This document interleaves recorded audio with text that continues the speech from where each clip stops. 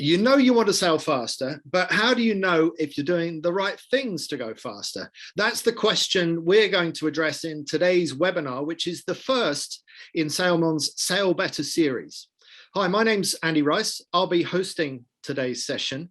Joining me is Sailmon's founder and three-time Olympian Kalle Koster and our special guest, America's Cup winner, Kyle Langford. So welcome, guys. Thanks for getting on the call. And I've got a question for both of you. Kalle, I'm going to ask you first. Think back to that time when you first started setting goals. When was that, and what prompted you to get into goal setting? I was 10 years old, I think. My brother and sister both went to the Europeans and Worlds in Optimist, and I couldn't sail for shit. And I told my parents, I am going to the Europeans next year. I need a new boat. Excellent. Right. We might come back to that story in a little bit, but I want to introduce our very special guest all the way from Barcelona, but with an accent from much further away. It's Kyle Langford. So thanks for joining us, Kyle. And when did you first start setting goals and why? Yeah, thanks for having me. And goal setting for me, similar to Kalle when I was younger, doing youth sailing. I think I must have been 12 or 13 years old, and I was off to do the Flying Ant National Championships in Australia, and I wanted to, achieve a certain result, and that was it. I was like, okay, yeah, I want to be top 5 at this event. And unfortunately, I didn't achieve that. And so, but luckily since then I've had a few more opportunities to kind of refine my goal setting process. Well, you sure have. And we don't get into sailing for the reasons of goal setting, but as we start to experience success and we want more of it, that's when the process seems to come in there. But Kyle, you talked about wanting to come top 5 in the Flying Ant Championships. That's what we call a result goal, but goal setting is a lot more complicated than that, isn't it? I mean, if you were coming back to the Flying Ant Championship today, and you were going to set goals, just talk us through that process of what you would do. Yeah, well, it's, with goal setting, there's so many different aspects to it. And, whether it's you want to, achieve a good result, then you need to break it down and look, okay, how do I achieve that result? What do I need to work on? And then you can have this goal, which seems, quite big and ambitious, but when you break it down into small pieces and figure out how you can do things daily to be able to achieve that goal, then it suddenly becomes very manageable and very achievable to try and, achieve that big goal at, in 12 months time or whatever it is. Well, you've had success all across the sport. We'll dig into the different elements of your career and how goal setting applies to each of those, whether it's doing your own thing in an international moth or working in the structure of an America's Cup team where you're one cog in the whole system. Kalle, let me come back to you. You did you went to 3 Olympic Games. I don't know how many Olympic campaigns you did, but you certainly went to the Games 3 times with your brother in the 470. Just tell us about the importance of goal setting in that whole 470 campaign. Well, it all kind of starts with the result-driven goal and the dream of we want to get to the Olympics. And but you don't get to the Olympics by just having the dream to go to the Olympics. It's very similar to what Kyle is saying. You have to break it down into pieces, and you have to make long-term goals, medium-term goals, and daily goals, and really evaluate those little pieces of goals to get better each day, and then all those little bits add up to the medium-term goals, which can be like a local event or something. And then eventually you go like, hey, we're getting to this level that we were planning on all those years ago, because Kyle was talking 12 months, but getting from an optimist to the Olympics takes a little bit longer than 12 months.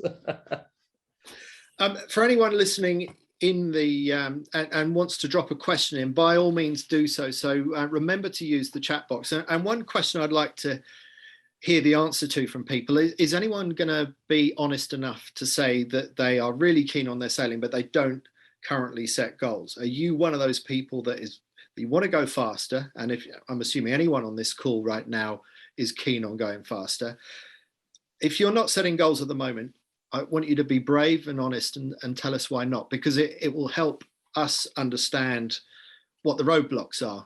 Because after all, Kyle, how much does it actually cost? I mean, you know about the cost of sailing with America's Cup. You know about the cost of sailing in international moths, but how much does it cost to get a piece of paper and a pen and write some goals down? Yeah, well, I mean, that's the thing about sailing is that, you know, there are a lot of variables in sailing, and, you know, it's not exactly something you can control, you know, but, you know, you can have the goal, and that's something that you can strive to, you know, to achieve.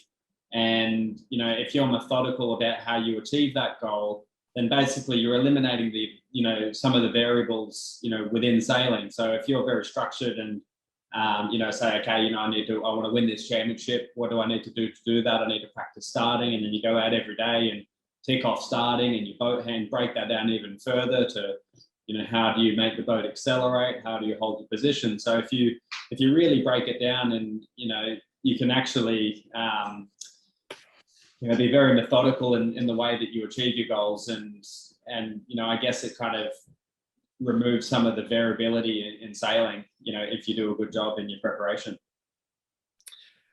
Kalle, let me ask you, and this is a question from Arthur in the chat box. Well done for being brave enough to be first to put your hand up, Arthur. Arthur is not sure how to set goals. So let's start from absolute first principles. Let's assume Arthur isn't sailing his boat as fast as he would like to. Arthur, if you want to drop in the chat box what you're sailing and what your next big championship or event is that you're aiming at, that might help us formulate the answer for you. But Kalle, while Arthur, we're waiting for Arthur to reply, where do you even start with setting goals? Well, I think it starts with even why do you sail? You know, do you sail because you're just want to have fun, or do you sail because you want to win races? Having fun on the water can be a goal, but in general, I think we're talking here about racing, and you have to start with setting goals that are realistic as well. Say you come in new to laser class. You can say that you want to become a world champion one day, but you have to put a few steps in between before you can get there. So let's first make it into gold fleet at the Worlds, for example. That could be a goal. And then once you've set that goal, you got to break it down into what do I actually got to do to get there? You know, what kind of material do I need to buy? What skills do I need to work on? Do I have the knowledge to put in the right strategy? And all those things will help you to slowly chip away to get to your goal. Right, we've got the results of the poll. 69% of people in this webinar are already using goals to improve their sailing. Charlie is asking, might we see a sample of written goals? Well, Charlie, we are going to put out some checklists and some material, some course material at the end of the call. Kalle, I'm going to put you on the spot here. I don't know if you have time. Let's say if I have a chat with Kyle right now, have you got time to write down in the next couple of minutes some sort of example goals that we can put up for Charlie to look at right now? You don't have to answer yes. I'm throwing the gauntlet down at you, but is that doable? From my side, you ask me to write them down? Yeah, and you can hold them up. You can hold them up on the screen if you've got time to do that. I can have a conversation with Kyle while you're doing that. Yeah, I'm just interested also to see what kind of boat does Charlie actually sail, and what's his next big event? Like you're asking, be interesting because it might help for me to determine his goals. Let's see if Charlie comes through with that. It's a J70. Okay, so it's a J70 now. All right, we've got another question coming in, but let's assume that Charlie wants to finish top 10 in the world championships in the J70, and currently his best position is 30th. Let's say that he wants to climb 20 places in the J70 worlds. So you have a think about that. I know it's a little bit open-ended, but it's really just showing people what the basis of goal setting is. Now, Kyle, Something else that I find quite interesting about goal setting is that it gives you other measures of success other than where you are on the score sheet. And I've seen you at World Match Racing Tour events. You've been involved in the binary win-lose, 1 or 0 world of match racing. Now, if you get a load of zeros at the end of the day match racing, that could be on the face of it very demoralizing, and it probably is. But I'm wondering what you do in that world of match racing to try and keep the team going and to sort of maybe break that defeat or that loss down into its component parts and maybe draw out some of the better elements of what happened in that day. So tell us about the importance of goal setting in that context.